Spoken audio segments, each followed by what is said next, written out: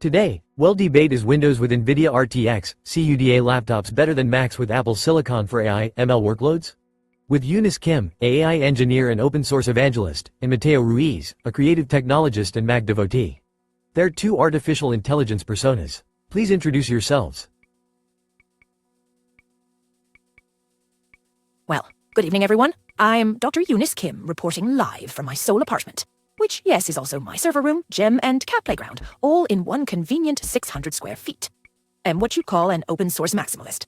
If I can tinker with it, I don't trust it. My spirit animal is a Linux kernel panic. My Hogwarts house is definitely Hack Zero Arclaw. For the better part of a decade, I've been neck deep in pixels and matrices, convincing GPUs to do my bidding. And let me tell you, nothing says Romantic Friday like debugging the CUDA kernel at 2 a.m. I like my software like my coffee, strong, open, and with just enough documentation to be dangerous. If there are two things I believe in, it's freedom of choice, and having at least 3 backup laptops in case I brick one flashing a new driver.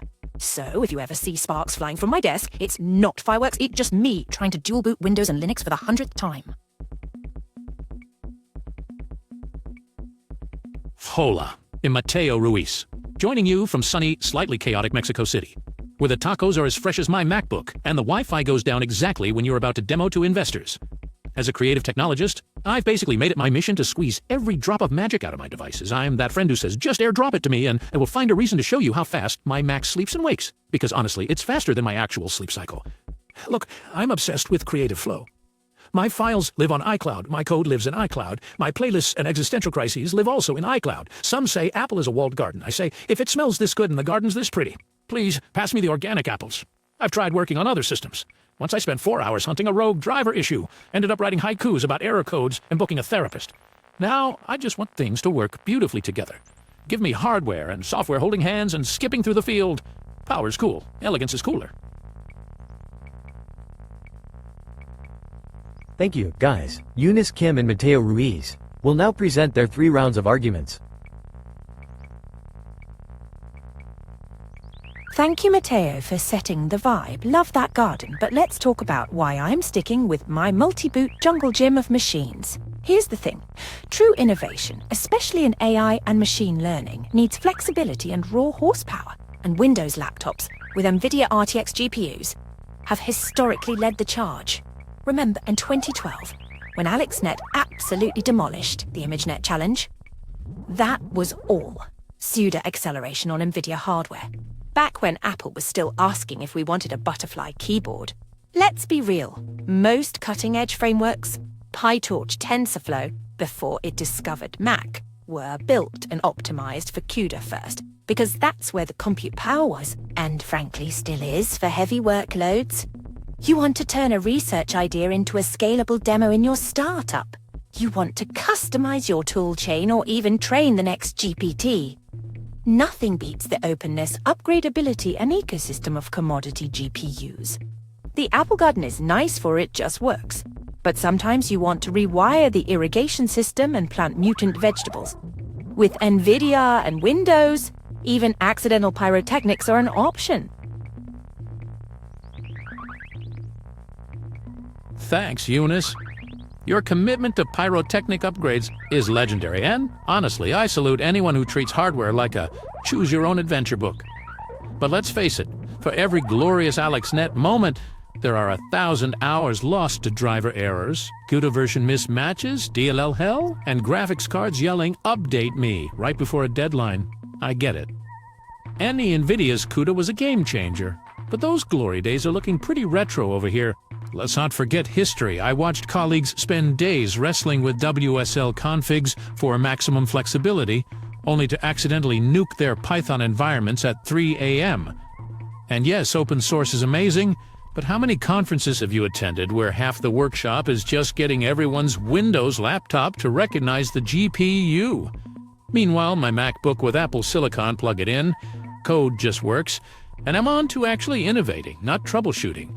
Respect to the braver souls, but sometimes the creative breakthrough comes from flow, not fire drills.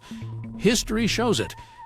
Ask any team that switched to Macs and never looked back at the blue screen of death.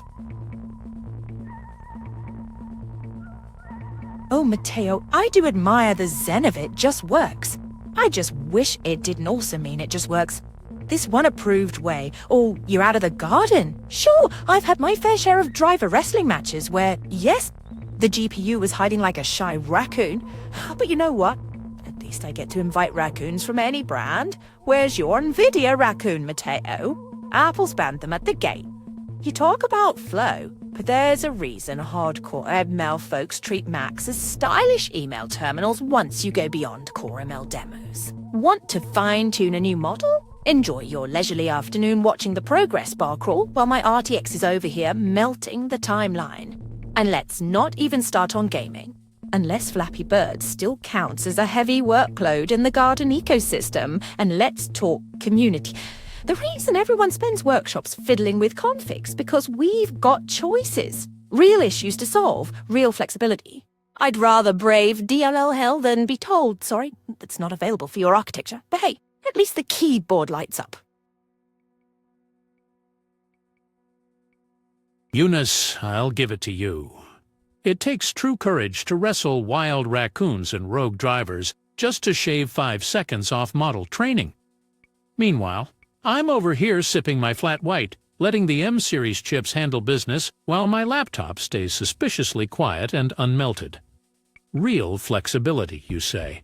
But I'm not sure if map-reading the package dependency labyrinth counts as a sport. If it does, you deserve a gold medal for most agonizing Monday night. Sure, you can build your Frankenstein rig with the parts aisle at midnight, but have you ever tried plugging in an external monitor and not watching your laptop panic? On a Mac, adding peripherals doesn't feel like defusing a bomb. My reward isn't a blue screen. It's a battery that lasts more than half a Zoom call. And about choice. Sometimes the best choice is not spending hours in forum purgatory. If I want GPU drama, I'll watch a telenovela. Macs might not run AAA games, but at least I don't have to reboot my attitude every time something updates. Give me silent elegance over surprise kernel panic any day.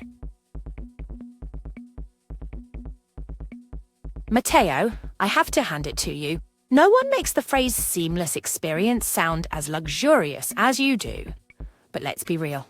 If Macs are so tranquil, why does every Mac Power user tweet start with anyone else's fan spinning all day after the latest update? Also, I'd argue that watching an M-series chip handle business is a lot like watching a Tesla on autopilot. You hope it finishes the route, but the moment you take a side street, aka anything non-Apple approved, you're on your own. You're right, Windows laptops don't always play nice. But guess what? That's because they're not locked in a spa. They're out in the wild, enduring the real hustle. Want the latest Llama model with custom CUDA kernels? Done. Fancy optimizing PyTorch with bleeding-edge drivers? Absolutely sure. Sometimes we stumble, but at least it's from climbing new peaks, not pacing the garden paths. In summary, Windows plus NVIDIA gives you sheer compute power, ecosystem flexibility, and the freedom to break and rebuild as you see fit. Macs with Apple's silicon, elegant, yes. But sometimes elegance is just a synonym for don't touch that. I'd rather risk a cracked knuckle than be left knocking politely at Apple's walled garden gate. Eunice, I salute your rugged explorer spirit. I really do. But let's face it, sometimes adventures sound thrilling until you realize you're just lost in Driver Forest with nothing but Stack Overflow breadcrumbs and a GPU that's temporarily unavailable. As for that out-in-the-wild GIF rendering power, congratulations if your definition of innovation is rerunning. Windows updates at 3 a.m. because your machine suddenly forgot how to Wi-Fi. Sure, Apple's garden might have a few well-pruned hedges, but at least you aren't constantly tripping over random weeds called Device Manager. And let's not ignore the part where your total freedom includes the right to teach shell scripts Swedish just to install pip packages that break next week. I'd rather have a little structure than accidentally delete my entire user folder misspelling RF. Yes, I've heard the horror stories. To sum up, with Macs you get reliable performance, industry-leading battery life, and workflows so smooth you actually finish work before debugging your computer becomes your side gig. Freedom is great, but not if it's just the freedom to suffer. It'll take a garden party over a hardware survival boot camp any day. Thank you for your speeches. Someone from the audience will now make a question to Eunice Kim and Mateo Ruiz. Hi everyone, I am Priya Desai, a grad student in computational linguistics. So basically, I spend equal parts of my day wrangling datasets and searching for meaning in error logs, and sometimes, life. My question is for Dr. Kim. You've talked a lot about GPU compatibility, flexibility, and raw power, but you haven't really touched on portability and battery life. For researchers like me who work from libraries, coffee shops, or even the occasional park bench, isn't lugging around a bulky power-hungry RTX laptop a real pain point? How does your setup handle working on the go without a wall socket always nearby? Great question, Priya. First off, big respect for anyone who dares train models and search for existential answers in a cafe with dodgy Wi-Fi. You're absolutely right. Traditional RTX laptops have the battery life of a nervous squirrel, constantly searching for the next power outlet. It's fair to say that if you see me in a coffee shop, I'm more familiar with the locations of available sockets than most baristas. But things are shifting. Recent Windows laptops, especially those with NVIDIA's Max-Q designs and the latest mobile CPUs, are a lot lighter and better on battery than their reputation suggests. You can actually get a solid 68 hours for standard workloads. Just maybe. Not while brute forcing GPT-4 on battery. But who's doing that in the wild anyway? Also, the open hardware ecosystem lets you compromise. Ultrabooks for portability, and external GPUs or remote connections to big rigs at home for when you need serious horsepower. With cloud compute, I can kick off fine-tuning on a cluster and sip my latte while monitoring progress from my dainty, battery-friendly laptop.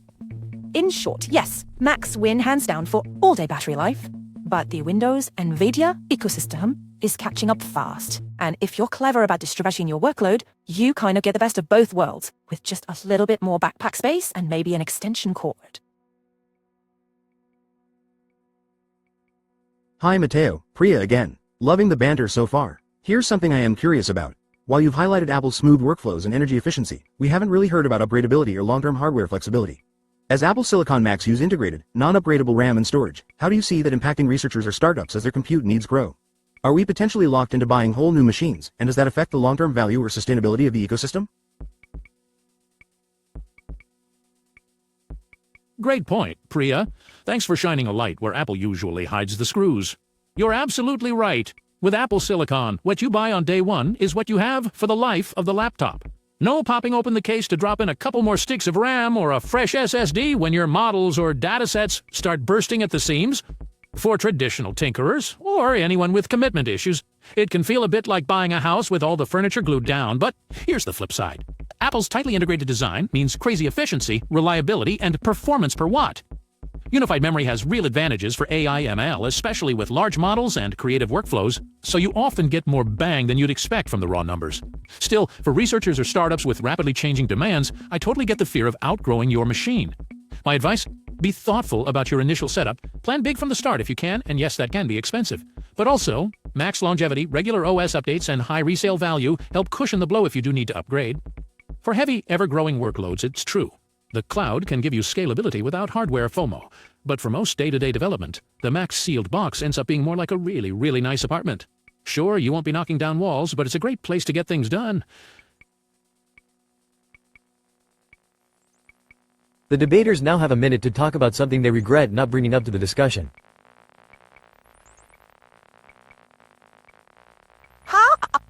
Priya, I appreciate these great questions. You're like the moderator and comic relief rolled into one. Honestly, if I regret anything, it's not bringing up how Windows laptops double as personal heaters during Seoul winters. Sure, they get a bit toasty under load, but who needs heated floors when you've got an RTX 4080 under your fingers?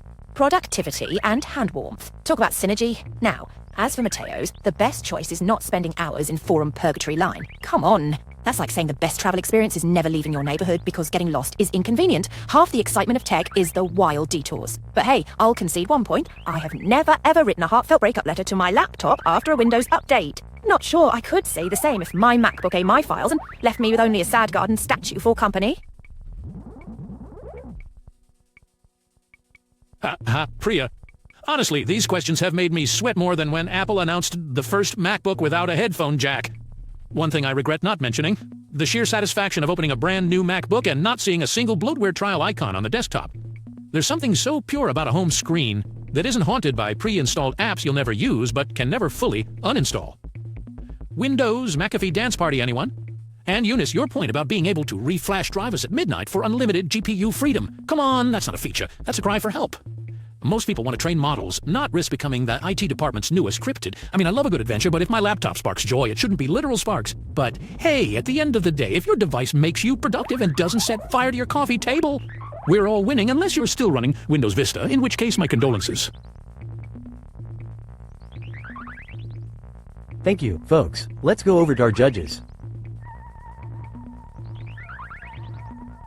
Eunice Kim's scores: 1. Argument strength and evidence. 9 out of 10 less than details greater than Eunice consistently backed up her stance with historically relevant examples, such as AlexNet's success due to CUDA acceleration on NVIDIA hardware.